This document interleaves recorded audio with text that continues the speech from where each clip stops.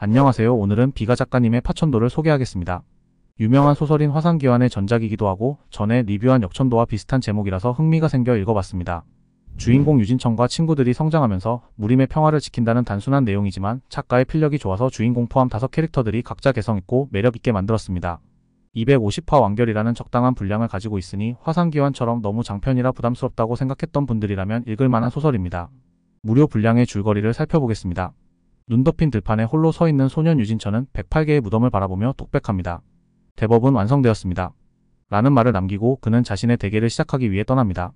세상을 상대로 자신의 길을 꺾겠다는 결심을 하며 무덤에 잠든 이들에게 자신을 지켜봐 달라고 부탁합니다. 강호의 기재들이 모이는 불망곡은 백무학관이 위치한 지역으로 학문과 무예의 중심지입니다. 백무학관 부관주 이자성은 새로운 입관자인 유진천의 등장에 혼란을 느낍니다. 유진천은 무공의 흔적이 전혀 없는 평범한 소년으로 보이지만 백무학관 역사상 처음으로 500번째 불망패의 주인으로 등장합니다.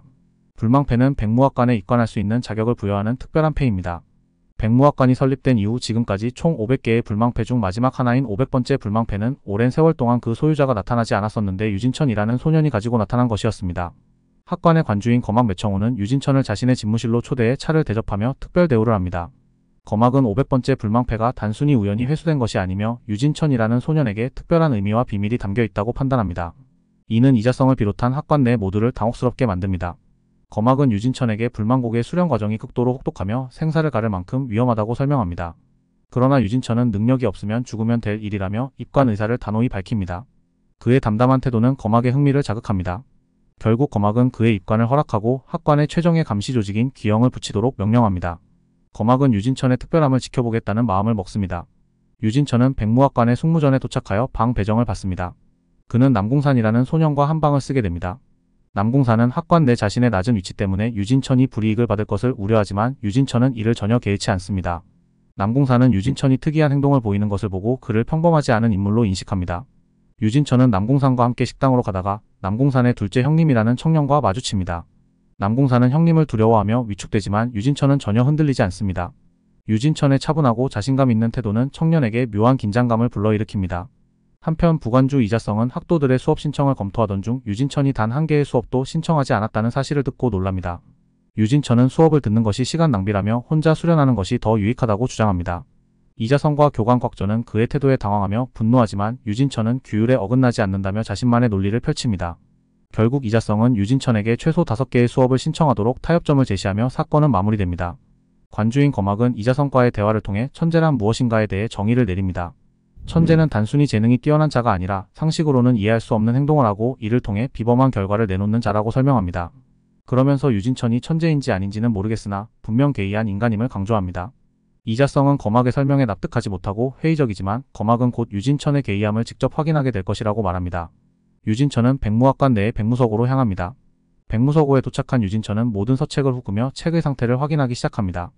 유진천은 서고 내의 무관, 검관, 도관 등을 차례로 돌며 모든 서책을 빠른 속도로 훑습니다. 그는 단순히 책을 읽는 것이 아니라 책의 상태를 확인하며 중요한 정보를 모으려는 행동을 보입니다. 그는 책을 훑어보고 특정 서책에서 단 하나의 글자씩을 골라내는 행동을 반복합니다. 이 모습을 본 서고지기 노인과 다른 학도들, 특히 제가리와 위지 여인은 그의 행동을 도무지 이해할 수 없어 황당해합니다. 유진천은 서고에서 얻은 구결을 바탕으로 연공실에서 수련을 시작합니다. 그는 천안신공이라는 위험하고 고통스러운 무공을 익히며 자신의 육체적 한계를 시험합니다. 이 신공은 백회열을 열고 닫는 능력을 부여하는 기공으로 위험성과 비효율성 때문에 쓸모없는 무공으로 여겨지지만 유진천에게는 매우 중요한 무공입니다. 그는 극심한 고통 속에서도 수련을 마치며 피투성이가 된 채 연공실을 나섭니다. 동료 학도인 남궁산은 그의 처참한 상태를 보고 크게 놀랍니다. 하지만 유진천은 이를 대수롭지 않게 여기며 자신이 겪는 고통을 그저 천형이자 심벌로 받아들이고 있다고 말합니다. 백무서고에서 벌어진 일과 유진천의 행동은 학관의 높은 사람들에게 보고됩니다. 백무학관의 관주 거막과 서고지기 노인은 유진천이 서고에서 구결을 찾는 과정을 논의하며 과거 광무군이라는 인물에 대해 언급합니다. 광무군은 300년 전에 미친 무인으로 그의 무학의 출처는 온갖 개인들의 집합소로 불리는 미지의 사문이었다고 합니다. 그곳의 후예들, 이른바 광기의 천인은 비상식적인 방법으로 각 분야의 정점에 오른 존재들이었다고 설명합니다.